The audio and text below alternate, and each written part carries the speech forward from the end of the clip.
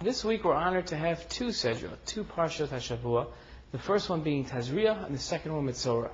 We learn a lot of interesting things this week. We learn the laws of a newborn mother.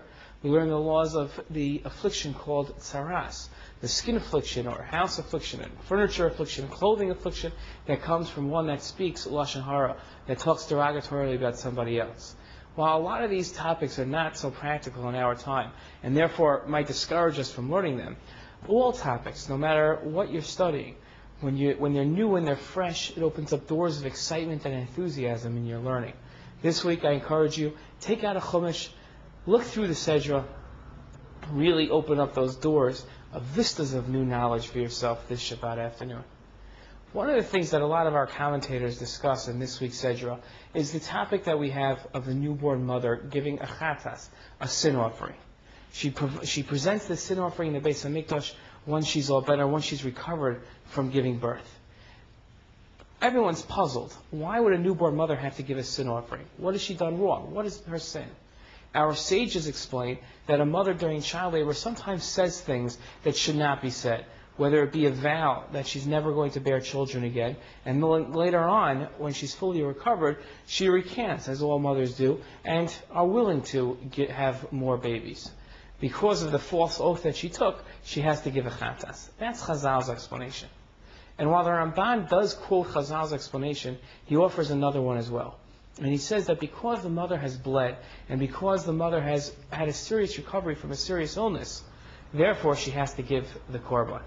What seems to mirror this is nowadays a newborn mother has the practice of benching gomel, of making the berchat hagomel, reciting a blessing after having recovered. Now, we could say, and it would be a nice explanation, a perfect fit really, to say that the Berchas HaGomel, this blessing, is in place of the Korban. The only problem is that the Berchas HaGomel, this blessing that she says, is out of gratitude, while the Korban was a sin offering. So again, we're left with the question, why is it that in the Ramban's explanation, that the mother, because she's given birth, has to give a chatas, just because she's recovered? I'd like to posit an answer, which I can't 100% say I know for certain is true, but I think it makes sense. And the explanation I'd like to give is as follows. Whenever anybody suffers pain, whenever anybody goes through trauma, at certain points doubt starts to creep into their mind. They start to ask themselves, why do I deserve this? They start to question God's judgment and God's fairness and His justice. At that point, the person is in a state of, I wouldn't say sin, but of imperfection of the soul because of their disbelief. After they've recovered, they see again, within the framework of their life, the justice of God's system, the fairness, and that sometimes, yes, we do suffer pain, and sometimes we might not understand why, but it's all fair, and it's all God's system. After leaving that state of imperfection, of that disbelief, the person gives a chatas, gives a sin offering. And that's why the mother, it could be during childbirth, she questioned, why does she have to go through so much pain? And again, that question is normal and it's natural and it's not even looked down upon. But the person does have to realize afterwards that that state of disbelief, no matter what the motivation, was a sign of imperfection. And the chatas comes to atone for that imperfection. In our lives, we've seen trauma both on a personal and a national level.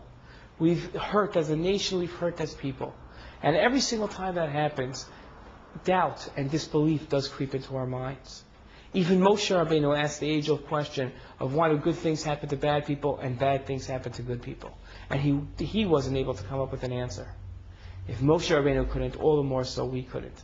But we have to take the framework of history, the framework of our past experiences, the framework where we've seen God's justice act over and over again, and recognize that no matter how bad things are, there is a system of fairness and justice.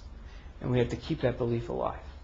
Have a good Shabbos and enjoy this two Sedras, prayer and Torah learning. Only then can we have the enhancements. It applies to Shabbat versus the Beit HaMikdash, and it applies in other areas in our daily life as well. Have a foundational Shabbat.